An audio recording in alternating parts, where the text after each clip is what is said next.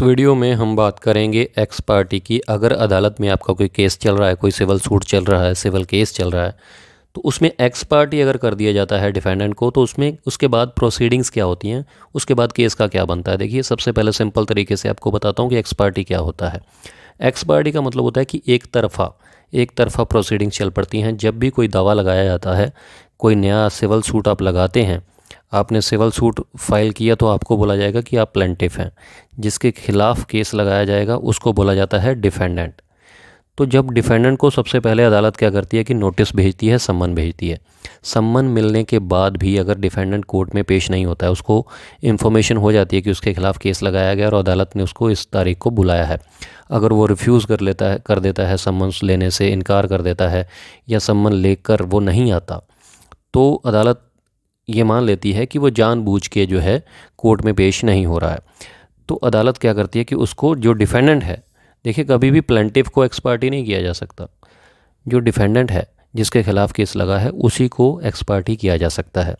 अगर जो प्लेंटिफ है जिसने केस लगाया, अगर वो अदालत में पेश ना हो केस लगाने के बाद, तो सूट डीआईडी कर दिया जाता है। डीआईडी का मतलब डिसमिस्ड इन डिफ़ॉल्ट, कि जिसने केस लगाया वही पेश नहीं हुआ। लेकिन एक्स पार्टी किसको किया जाता है? जिसके खिलाफ केस लगा है।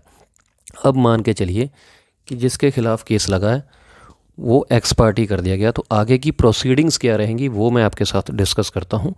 आगे की प्रोसीडिंग देखिए, जब भी एक्स पार्टी हो जाता है डिफेंडेंट, तो उसके बाद जो केस है, जो सिविल सूट है, वो सीधा चला जाता है कौन सी स्टेज पे? एविडेंस पे। ये किसकी एविडेंस होती है? प्लेंटिफ की।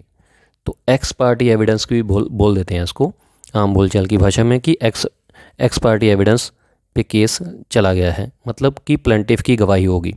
क्योंकि जिसको एक्स पार्टी कर दिया गया है डिफेंडेंट को, उसको अब ना तो हक है कि वो अपना जवाब दे सकता है, ना रिटन स्टेटमेंट भी फाइल नहीं कर पाएगा, और ना ही वो कोई मतलब अपना एविडेंस करवा सकता है। तो अभी एक तरफा प्रोसीडिंग चलेंगी, प्लेंटिफ का एविडेंस होगा।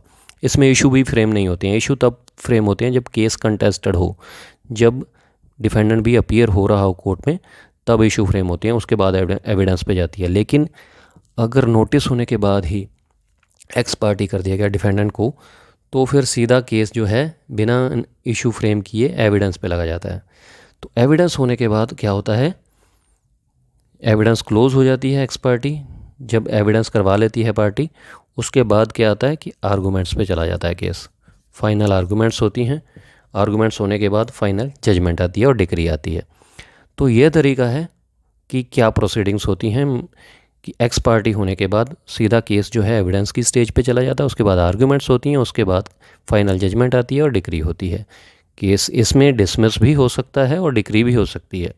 देखिए, ये ज़रूरी नहीं है कि जो एक्स पार्टी हो गया वो केस हारेगा ही हारेगा।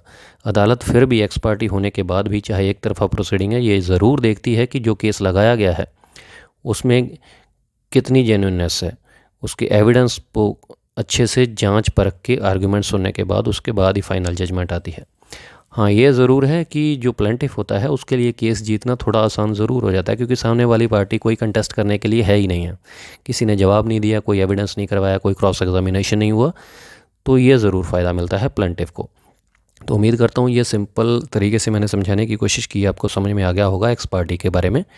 अगर फिर भी कोई कन्फ्यूजन है तो कमेंट करके पूछ सकते हैं, आपको तुरंत रिप्लाई मिलेगा। और वीडियो थोड़ी सी भी अच्छी लगी तो लाइक ज़रूर कीजिएगा, और कमेंट करके मुझे ज़रूर बताइएगा ये वीडियो कैसी लगी। नेक्स्ट वीडियो में ऐसी बात करेंगे किसी और जुडिशियल पॉइंट के ऊपर, बिल्कुल सिंपल तरीके से। शुक्रिया, धन्यवाद।